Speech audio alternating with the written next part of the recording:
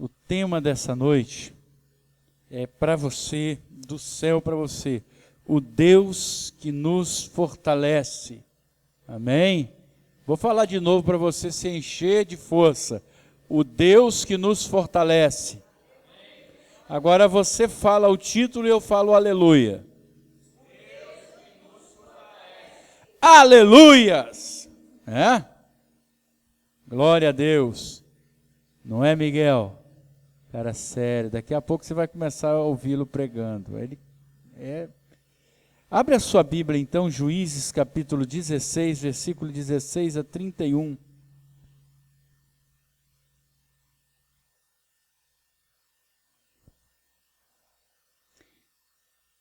Juízes capítulo 16, versículo 16 a 31.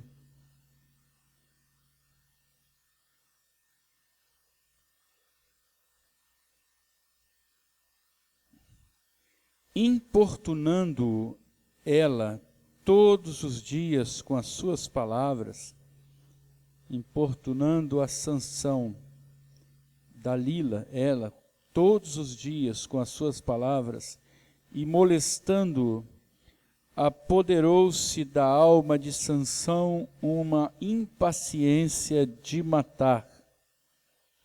Descobriu-lhe todo o seu coração e lhe disse: nunca subiu navalha a minha cabeça, porque sou nazireu de Deus desde o ventre de minha mãe.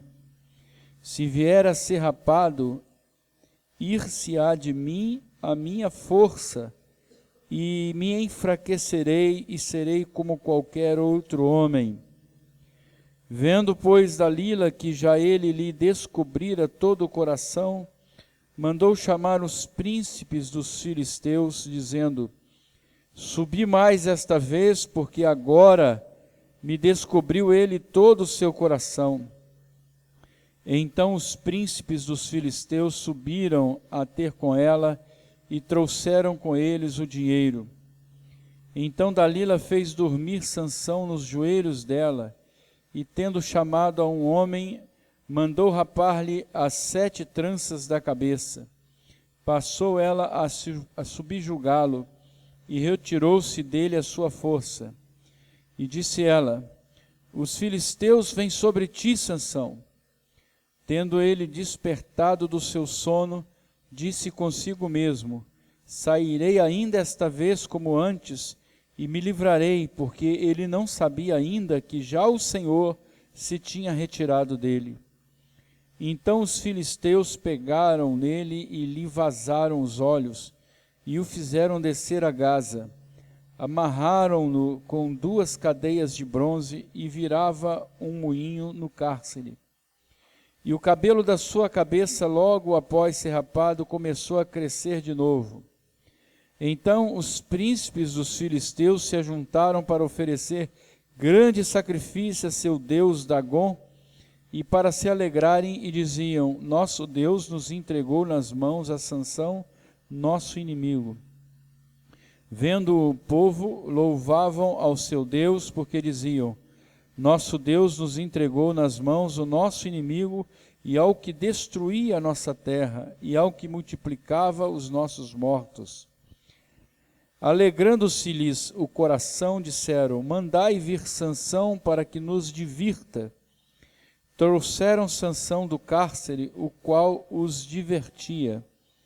Quando o fizeram estar em pé entre as colunas, disse Sansão ao moço que o tinha pela mão: deixa-me para que apalpe as colunas em que se sustém a casa, para que me encoste a elas.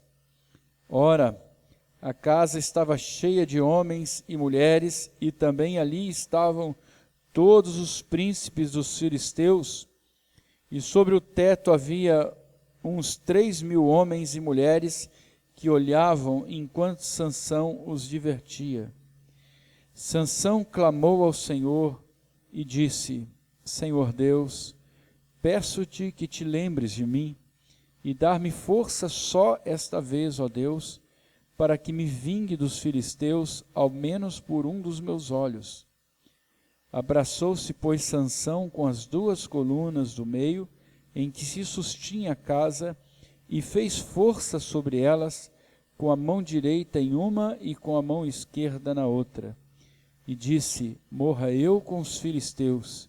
E inclinou-se com força, e a casa caiu sobre os príncipes e sobre todo o povo que nela estava. E foram mais os que matou na sua morte do que os que matara na sua vida. Então seus irmãos desceram, e toda a casa de seu pai tomaram-no, subiram com ele, e o sepultaram entre Zorá e Estaol, no sepulcro de Manoá, seu pai. Julgou ele a Israel 20 anos. Senhor, que a tua palavra faça o nosso coração ser transformado nessa noite, meu Pai. Nós pedimos que o teu Santo Espírito habite em nós neste lugar poderosamente, para que alguma coisa essencial que está na tua vontade aconteça em nós. Que algo tremendo aconteça em nossa vida, meu Pai. Não permita que nenhum espírito de distração, de cansaço, de abatimento possa interferir naquilo que o Senhor quer falar para nós, meu Pai. Em o nome de Jesus. Amém. Irmãos, é uma história que povoou a minha infância. Eu tenho a impressão que antes que eu gostasse de Super-Homem e Homem de Ferro e todos esses heróis, eu já admirava a história de Sansão, né? É uma história bíblica e que nos enche de admiração. Hoje a gente tem uma certa dificuldade. Quando você fala em Sansão, algumas pessoas nem conhecem. Porque na minha época ainda se produziam filmes com Sansão, né? Hoje você não vê mais falar nesses filmes, nessa história, né? Quais são, a primeira pergunta, eu vou caminhar com vocês hoje em cima desse texto. Qual é o meu herói? Quais são os meus heróis? Né? Nós temos uma juventude hoje cheia de heróis. Heróis que nós também na nossa juventude sequer conhecíamos. Jaspion, quem mais? Quem me socorre aí? Jiraya, Giban. Giban parece nome até de blusa americana. Giban, né? Gibão, né? Tem o Super-Homem, tem o Batman, depois vem aí o X-Men, né? Por aí afora. Né? Um monte de herói, né? Gente que tem uma força descomunal, mas não é só pela força, você também tem herói que vem pela sabedoria, pela inteligência, são detetives, né? Você pega o 007, assiste o 007, né? A esperteza dele e tal, né? Tem um poder extraordinário esses heróis, né? E hoje cedo, até vendo o Hélio, veio aqui hoje, problema de coluna, ele veio com a cinta assim por fora, né? Aí estava amarrado, eu falei, mas se essa cinta é para a coluna ou para a barriga? Ele falou, para os dois.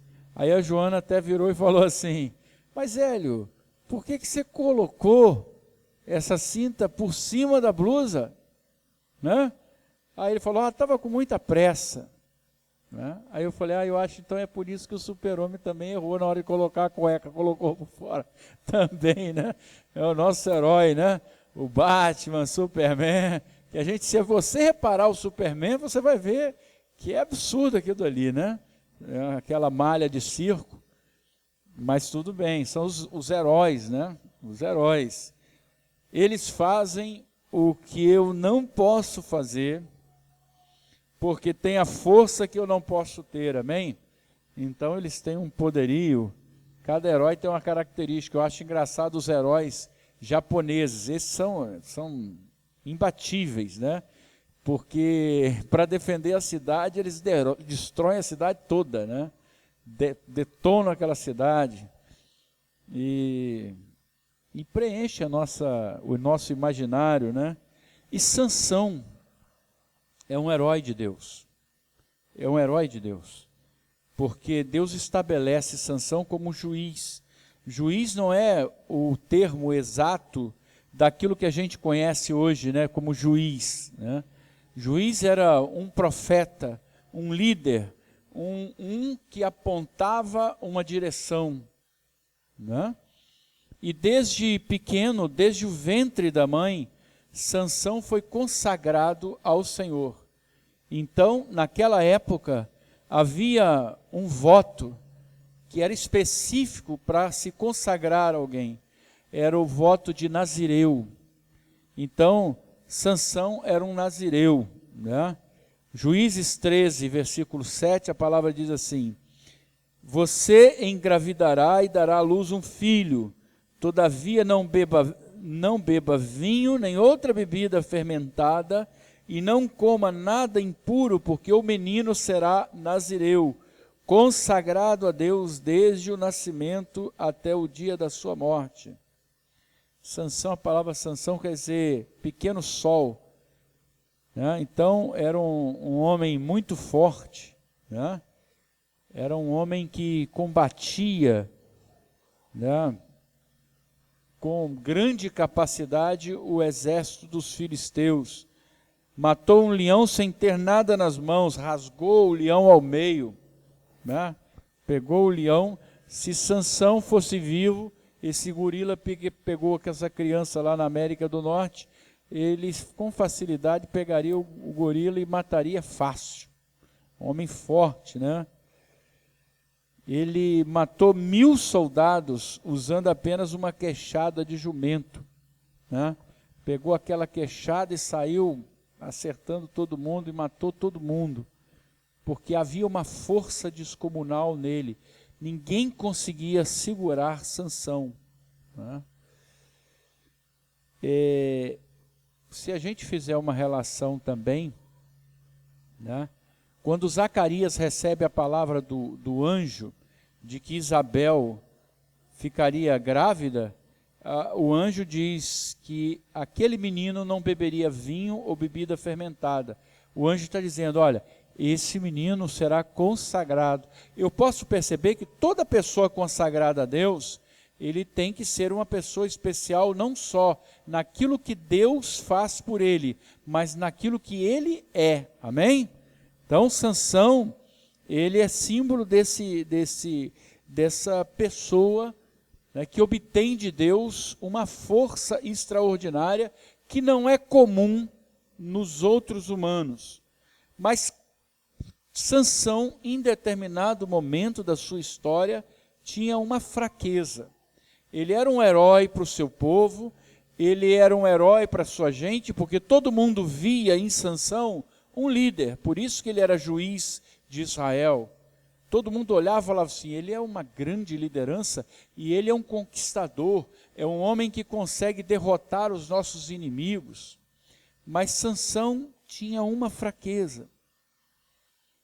Ele começou a desobedecer os seus pais. Ele sabia que ele deveria buscar uma mulher para formar família dentro do arraial dos hebreus. Mas a palavra diz que ele começou a andar perto da aldeia dos inimigos.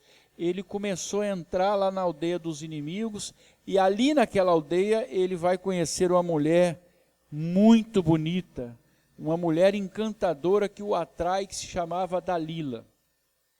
Ele fica apaixonado, e ele resolve se casar com Dalila, mesmo a contragosto de seus pais.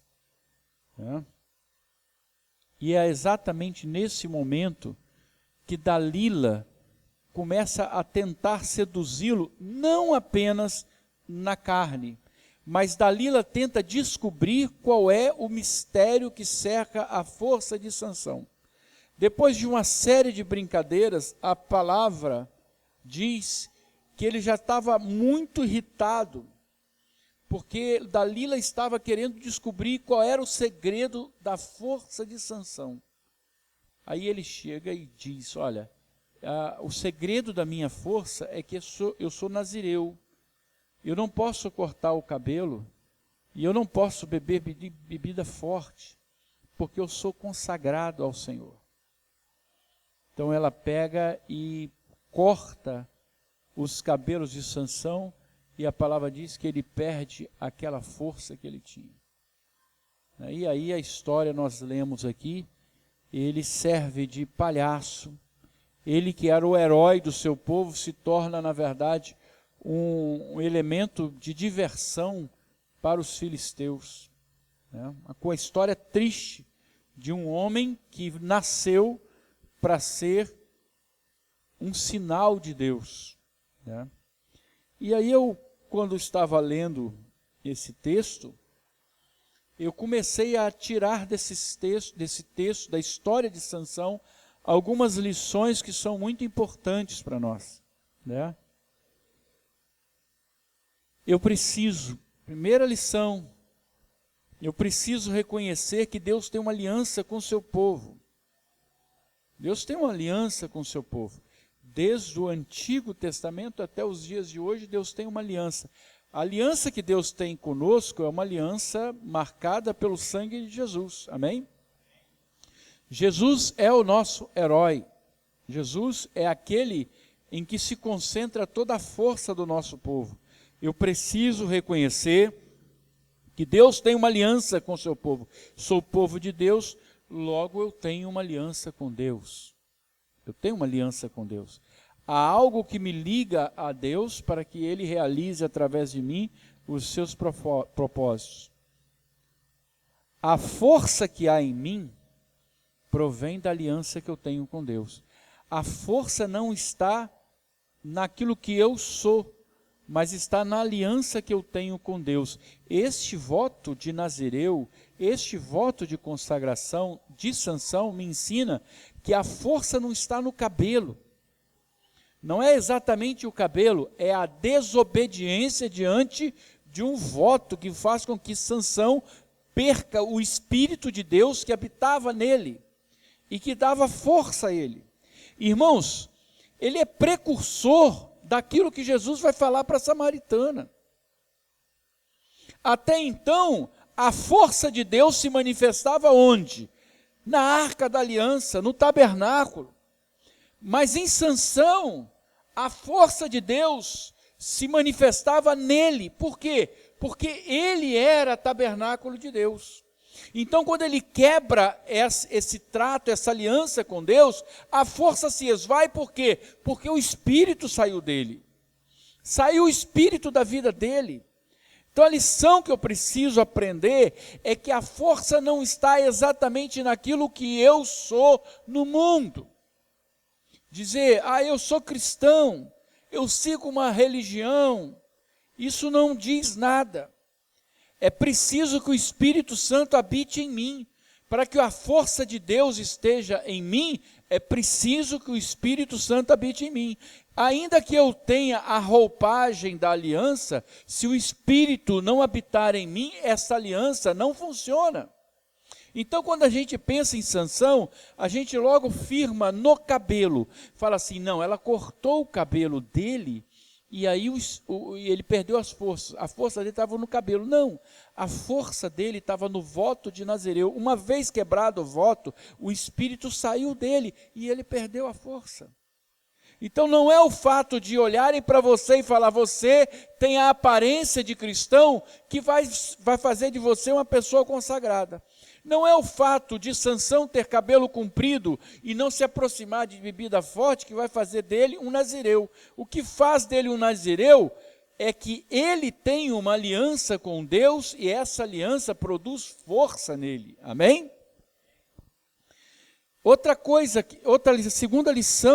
Terceira lição, que eu aprendo, é que muitas vezes eu me acostumo com o pecado. Muitas vezes eu me acostumo com o meu modo de viver a vida, de enxergar, de entender o mundo. E esse costume vai fazendo com que eu me distancie das coisas de Deus. Sansão começou a se aproximar muito da aldeia dos filisteus. Sansão começou a admirar o modo de vida dos filisteus e as mulheres dos filisteus. Eu muitas vezes vou me transformando e eu passo a também entrar no mundo, e pior que isso, eu passo a deixar o mundo entrar em mim.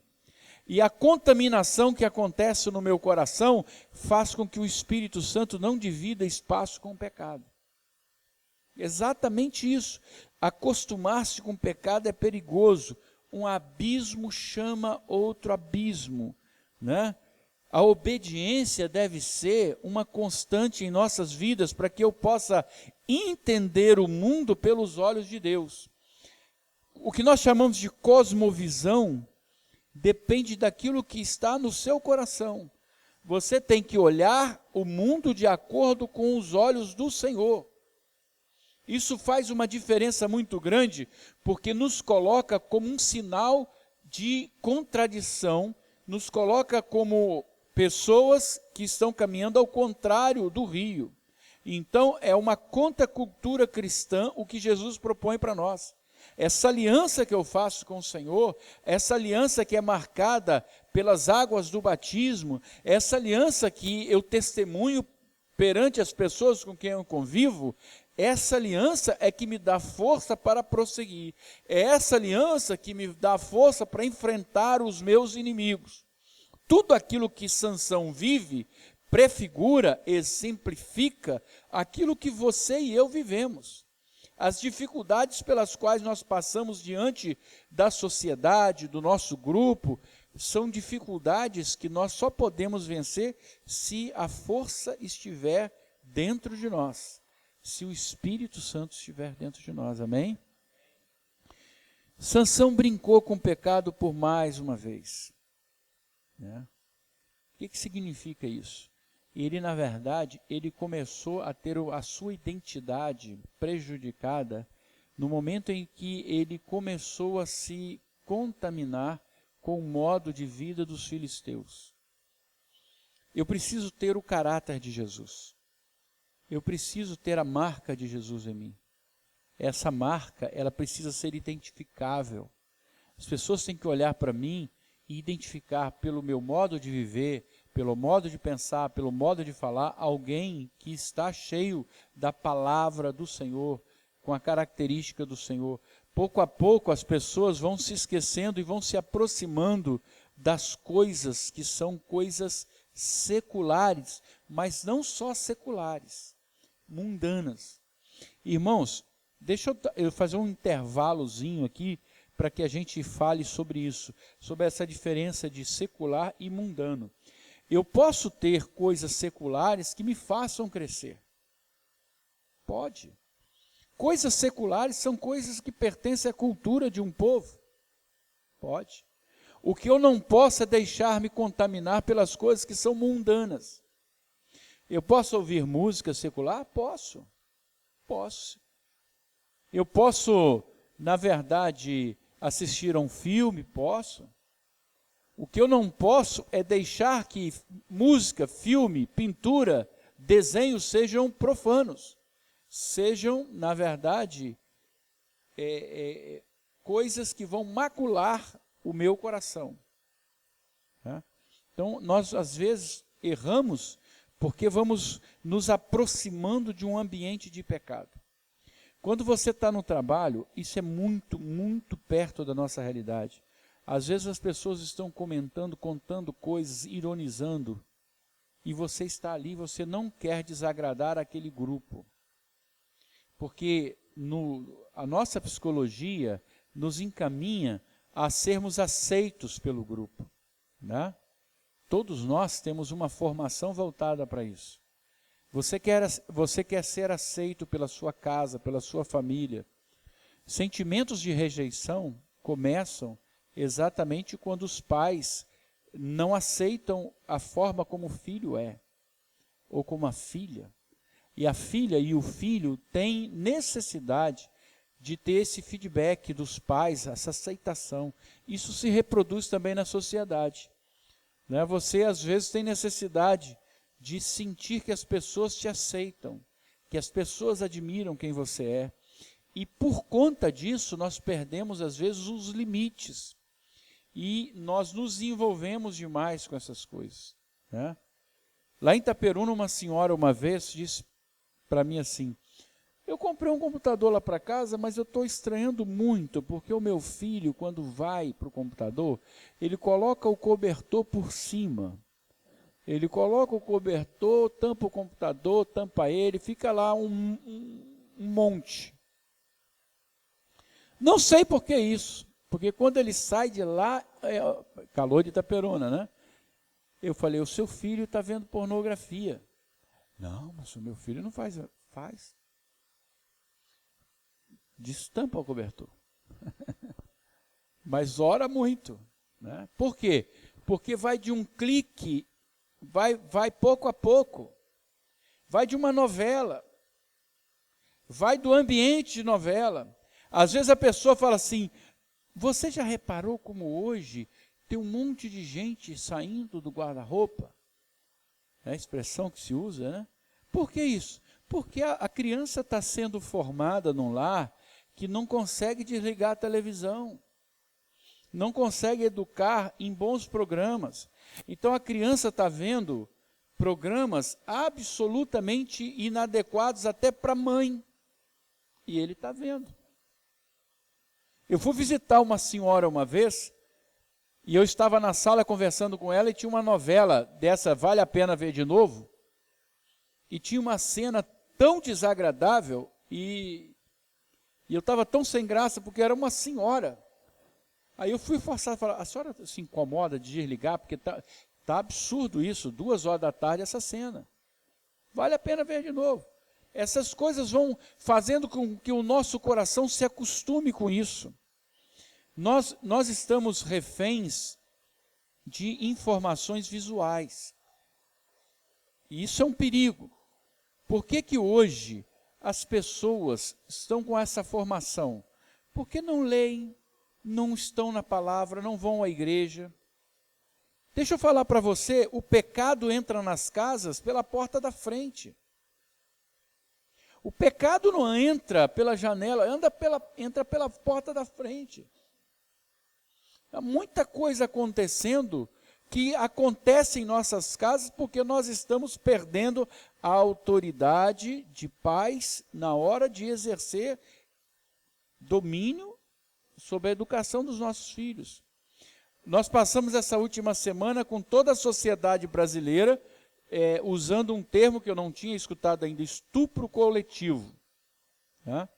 Pegaram a menina, 16 anos, está todo mundo, os feministas estão todas. Irmãos, essa menina, 10 horas da noite, com 16 anos, estava num baile funk. Estava num baile funk. Como é que se dá isso em termos de família? Quais são os riscos que essa mãe devia ter calculado em perceber que a filha com 16 anos estava num baile funk? Quais são as autoridades que admoestaram, exortaram essa família, falando assim, olha, a menina não pode estar com 16 anos, às 10 horas, num baile funk. Né? Eu sou de um tempo em que, quando uma família levava o filho menor para um baile de carnaval, o baile era às 15 horas, e a família ia. Então, há algo que está acontecendo na nossa sociedade que vem exatamente porque nós estamos nos acostumando com o pecado. Nós estamos nos acostumando com o tipo de vida que as pessoas estão escolhendo. O menino pequenininho já está vendo um monte de efeminado, um monte de gente. Né? Então, o que acontece? Está perdendo critério. Sansão é um exemplo para nós hoje. Porque ele começou a dizer não aos seus pais, começou a dizer não à sua cultura, começou a dizer não ao seu Deus, e isso fez com que o Espírito Santo saísse dele. A palavra também diz no versículo 19, e eu achei isso interessante, diz assim, tinha Dalila no seu quarto interior homens escondidos. Eles estavam, começou a pregar, né? Aqueles homens estavam dentro do quarto. Aqueles que fazem mal às nossas casas não estão fora das nossas casas, estão dentro das nossas casas.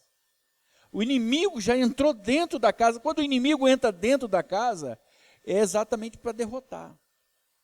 Você tem que parar e falar assim, o que é que eu tenho aqui dentro de casa e que não agrada a Deus? O que é que eu tenho aqui dentro de casa e que não edifica a minha família? Né?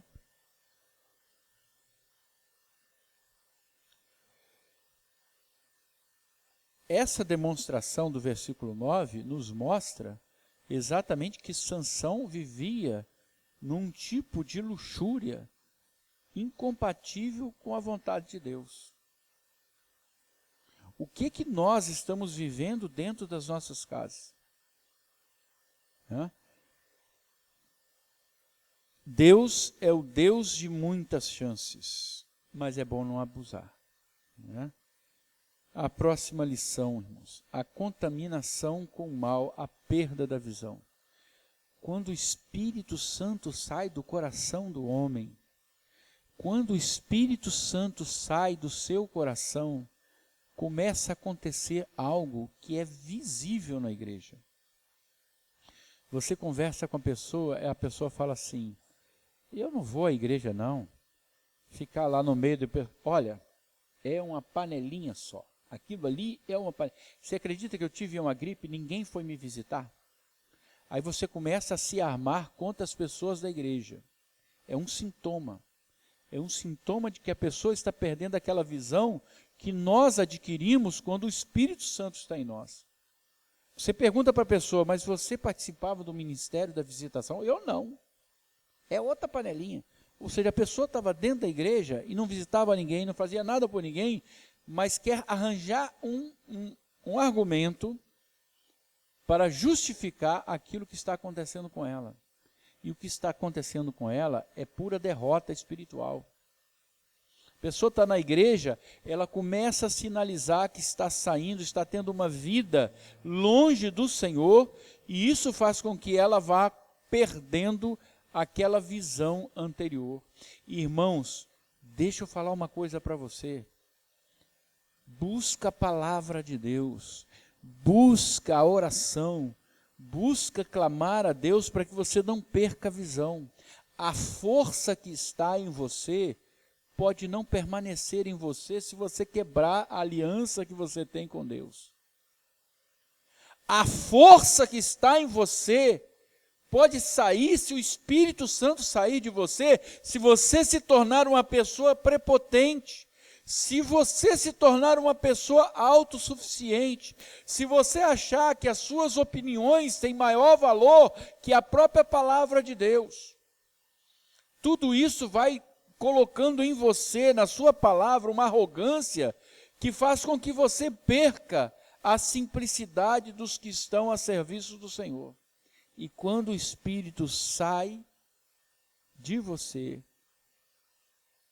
a força sai junto. Porque a nossa força, lembra do que nós lemos aqui no Salmo 20 e cantamos até também na música, né? Agora eu sei que o Senhor salva o seu povo. Uns confiam em carros e outros em cavalos. Mas eu farei menção no Espírito Santo, no nome do Senhor. Essa é a minha força, né?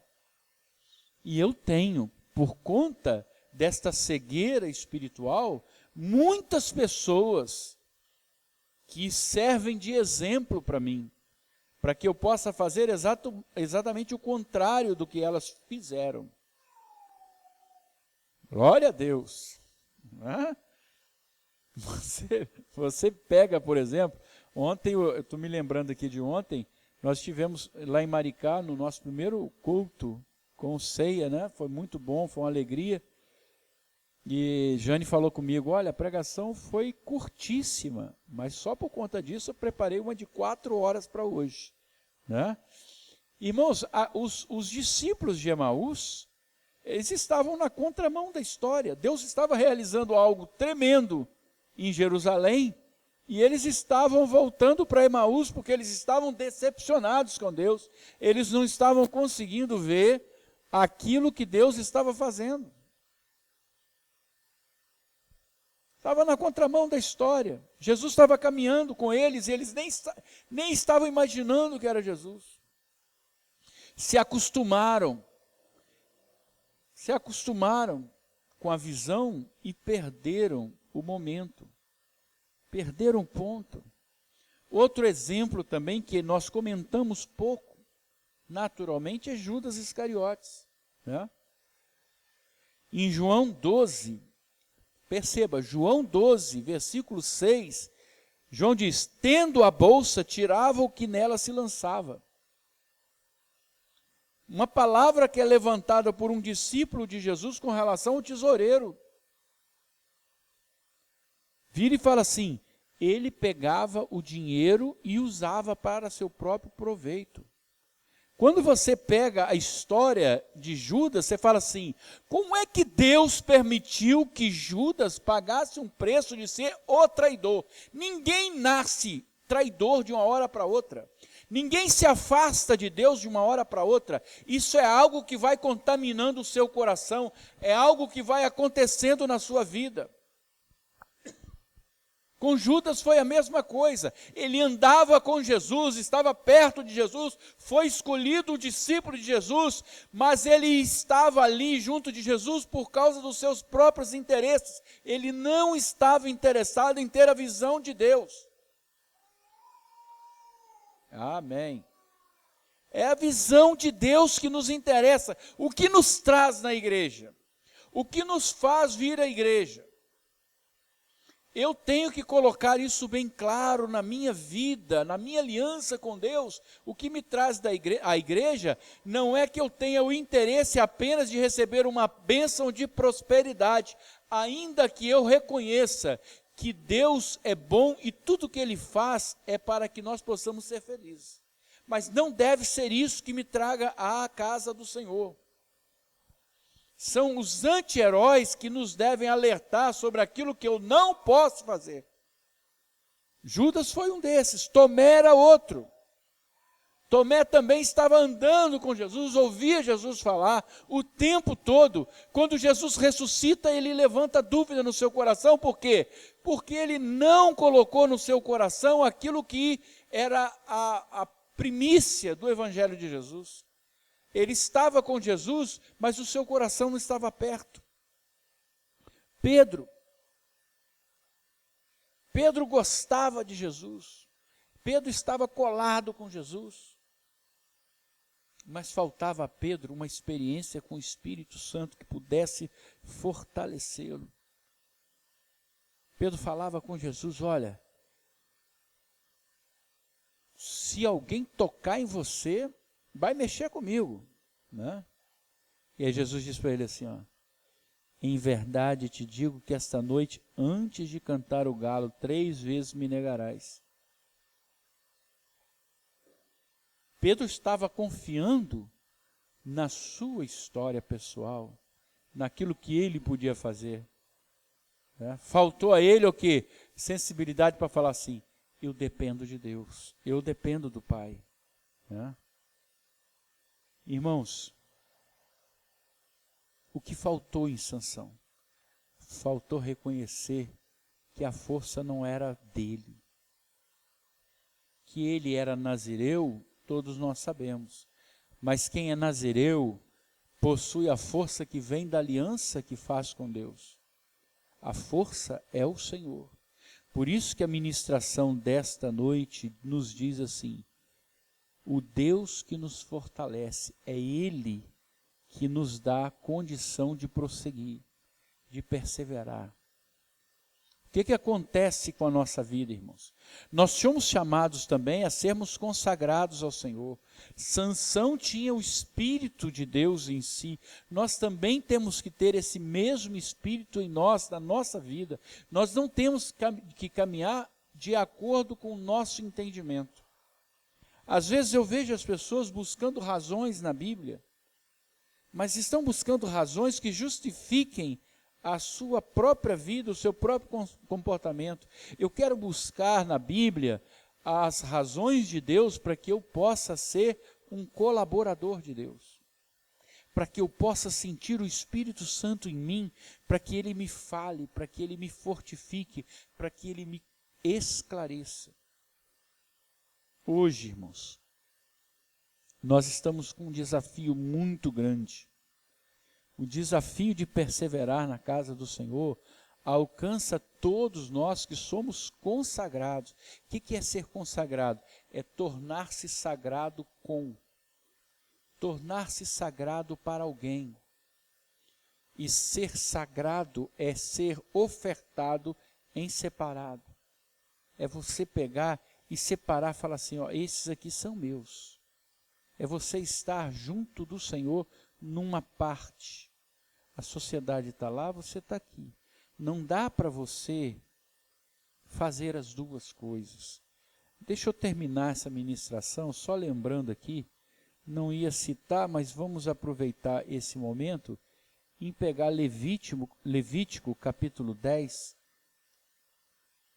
Levítico capítulo 10, versículo 9, melhor, diz assim, Levítico 10, versículo 9, vinho nem bebida forte, tu e teus filhos não bebereis quando entrardes na tenda da congregação, para que não morrais. Estatuto perpétuo será isso entre as vossas gerações. Então, ninguém poderia beber vinho na hora de entrar na tenda. Hoje Deus habita em nós, como habitava em Sansão. Sansão tinha a força porque o Espírito Santo habitava nele.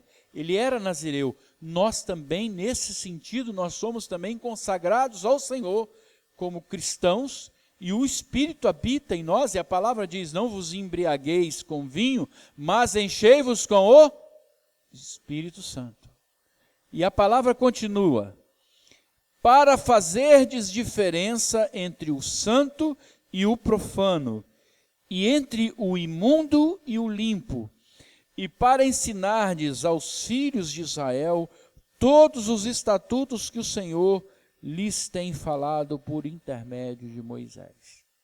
Hoje, o Senhor nos chama a sermos consagrados a Ele, a termos uma vida que seja agradável, não a mim, mas agradável ao Senhor, a termos uma vida que busque colocar o Senhor no meio do seu povo e mais dentro do seu povo. Amém, irmãos? Nós vamos celebrar então esta Santa Ceia nessa noite, trazendo ao nosso coração essa certeza. O amor de Deus por nós, é Deus que te dá força. A sua condição hoje, ela é uma condição de dificuldades, passando por aperto, mas creia no Senhor, porque Ele é a nossa força. Conhecendo que Deus habita em nós, eu tenho certeza que a força de Deus está conosco, amém? Esse é o princípio que nos ensina a mensagem de hoje, amém?